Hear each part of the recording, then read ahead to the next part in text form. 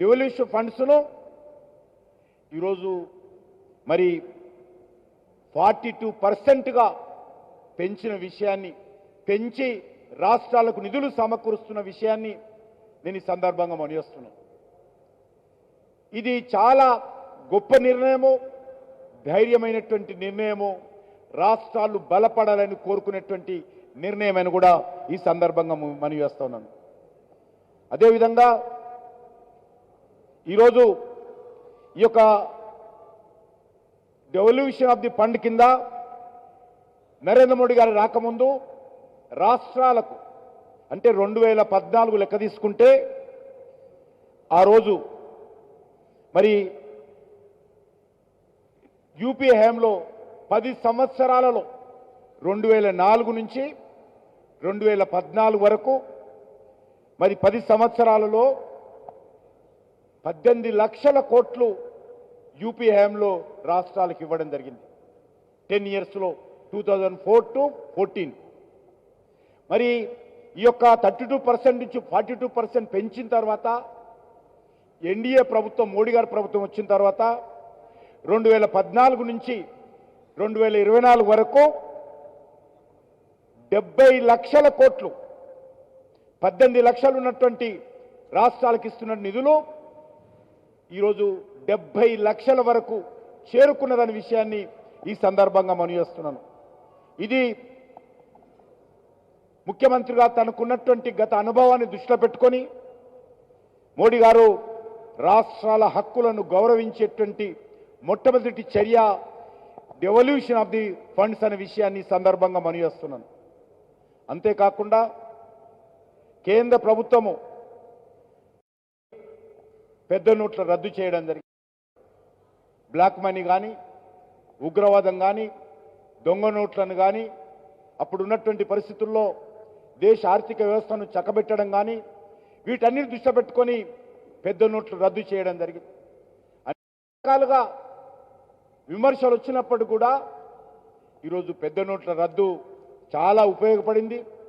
ముఖ్యంగా ఉగ్రవాదం అరికట్టబడింది. అదేవిధంగా మీకు అందరికీ సులభతరమైనటువంటి పన్నుల విధానం వచ్చిన తర్వాత వేధింపులు లేకుండా అందరిని కూడా అర్హత ఉన్నటువంటి వాళ్ళు, ఆదాయం ఉన్నటువంటి వాళ్ళు పన్నులు చెల్లించాలని మోడీ గారు పిలుపునివ్వడంతో దేశంలో మరి ఏ రకంగా పన్నులు కట్టేటువంటి వాళ్ళ సంఖ్య కూడా పెరిగిందో మరి ప్రజలు అర్థం చేసుకోవాల్సిన అవసరం ఉంది. 2014లో 6,91,00,000 మంది ఈ దేశంలో పన్ను కట్టేవాళ్ళు ఉండేవాళ్ళు.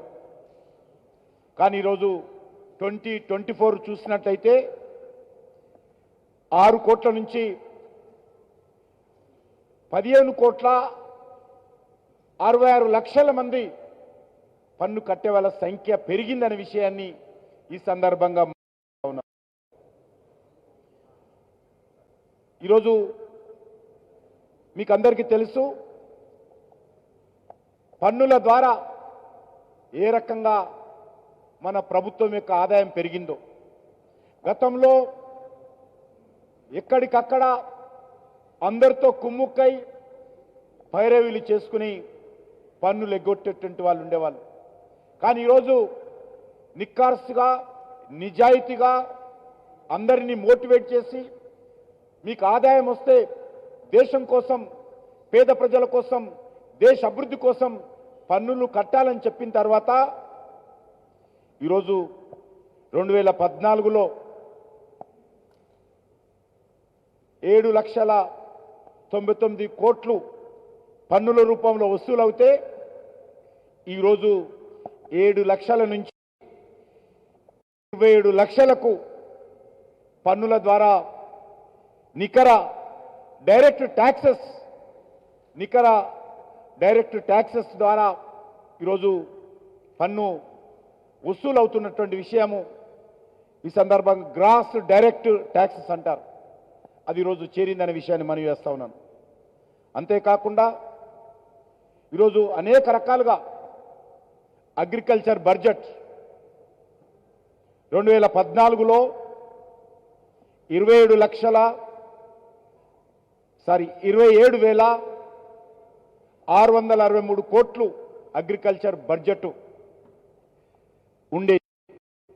ఈరోజు వ్యవసాయ రంగానికి రైతులకు పెద్దపీట వేస్తున్నాం కాబట్టి 27,633 కోట్ల నుంచి ఈరోజు 1,37,757 కోట్లకు అగ్రికల్చర్ బడ్జెట్ పెరిగిందనే విషయాన్ని మనం చేస్తా ఉన్నాను.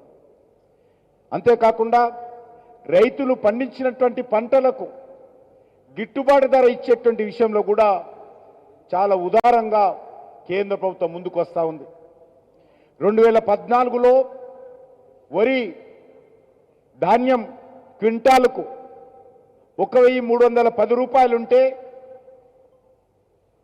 ఈరోజు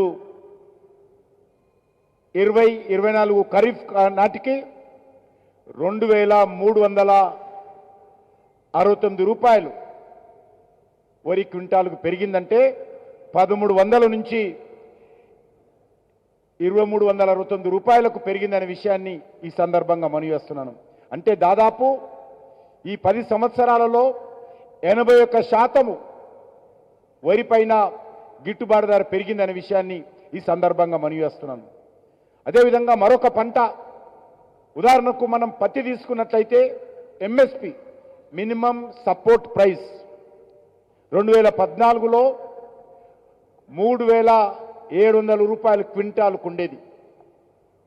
ఈరోజు 2025 ఇప్పుడు చూస్తే 3,700 ఉన్నటువంటి పత్తి క్వింటాలు రైతుల నుంచి కొనుగోలు చేసేది ఈరోజు 7,710 రూపాయలకు పత్తి క్వింటాలు కేంద్ర ప్రభుత్వం కొనుగోలు చేస్తుందనే విషయాన్ని ఈ సందర్భంగా మనవి చేస్తున్నాను. పత్తి మీద ఆల్మోస్ట్ ఈ 10 ఇయర్స్లో 108% ఎంఎస్పి పెంచి 10 సంవత్సరాల్లో కేంద్ర ప్రభుత్వం కొనుగోలు చేస్తుందనే విషయాన్ని ఈ సందర్భంగా మనవి చేస్తున్నాను. అంతేకాకుండా ప్రధానమంత్రి కిసాన్ సన్మాన్ నిధి సుమారు 11 కోట్ల మందికి ప్రతి సంవత్సరము 3 సార్లు 4 నెలలకు ఒకసారి చొప్పున 11 కోట్ల మంది రైతులకు కేంద్ర ప్రభుత్వము వ్యవసాయ రంగాన్ని ప్రోత్సహించడం కోసం ఇస్తున్న విషయాన్ని మనం చేస్తున్నాం. ఆలస్యం కాకుండా అర్హత ఉన్నటువంటి రైతులందరికీ రాష్ట్ర ప్రభుత్వాలు ఇచ్చినటువంటి నివేదికల ఆధారంగా ఈ యొక్క ప్రధానమంత్రి కిసాన్ సన్మాన్ నిధి అందిస్తున్నామన్న విషయాన్ని ఈ సందర్భంగా మనవి చేస్తున్నాను. అదేవిధంగా దేశంలో ఆహార ధాన్యాల ఉత్పత్తి 3,310 లక్షల టన్నులకు పెరగడం ఏదైతున్నదో చాలా రికార్డు స్థాయిలో ఈరోజు ఆహార ధాన్యాల ఉత్పత్తి జరుగుతూ ఉందనే విషయాన్ని మనం చేస్తా ఉన్నాం. మరొక విషయము, ఈ దేశంలో ఫెర్టిలైజర్స్ సింహభాగము భారతదేశం నుంచి దిగుమతి చేసుకుంటాం, అనేక దేశాల నుంచి దిగుమతి చేసుకుంటాం. కరోనా లాంటి సమయంలో కూడా అనేక దేశాల్లో పరిశ్రమలు మూతపడ్డప్పటికీ